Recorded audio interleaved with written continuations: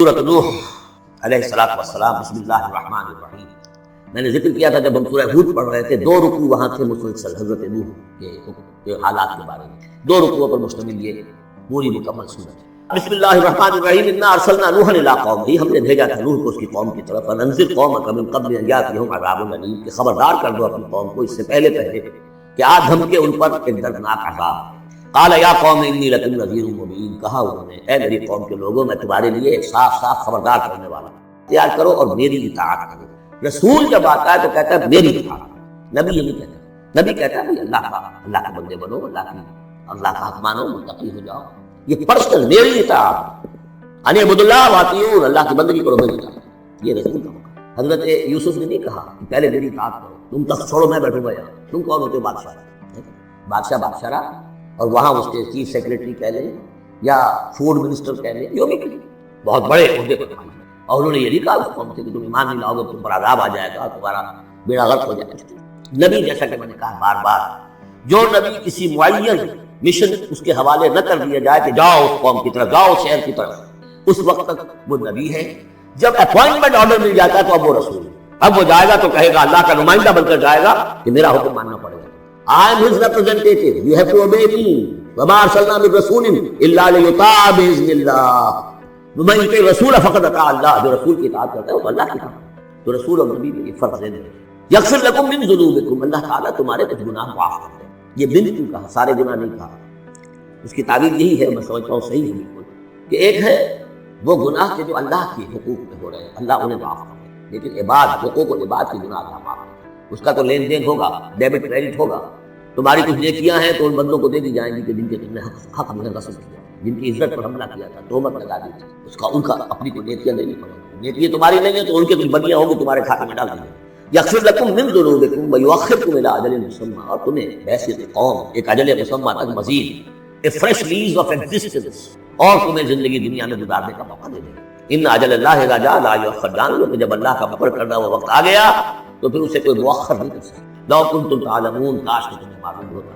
اب جو فریاد کر رہے ہیں حضرت نوح، ابتدا میں تو ان کی فریاد میں نقشہ ہے کیسے کیسے انہوں نے دعوت دی ہے، کس طرح اپنے آپ کو ہلکان کیا ہے۔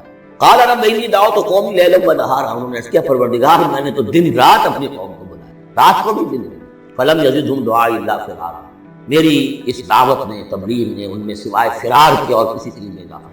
وانی کلما دعوتہم لتغفر لہم، اور میں نے جتنا ان کو پکارا، دعوت دی تاکہ اے پروردگار تو ان کو مغفرت فرمائے۔ جعلوا اصابعهم فی آذانہم، انہوں نے اپنی انگلیاں جو اپنی کانوں میں ٹھوس دی، واستغشوا ثیابہم، اپنے کپڑے بھی خوب مڑ لیے اوپر تاکہ کوئی آواز میری اندر نہ جائے۔ واسروا، یہ سواد والا ہے اصرار، اور وہ ضد کی انہوں نے، اٹ گئے۔ واستکبروا استکبارا، انہوں نے استکبار کیا، بہت بڑا استکبار۔ ثم انی دعوتہم جہارا، پھر اے پروردگار میں نے انہیں بلند آواز سے، ثم انی اعلنت لہم واسررت لہم اسرارا، یہ سین والا اسرار ہے۔ پھر میں نے ان کو اعلانیہ بھی پکارا اور خفیہ بھی، علیحدہ جا کر پی پی کالز بھی کی۔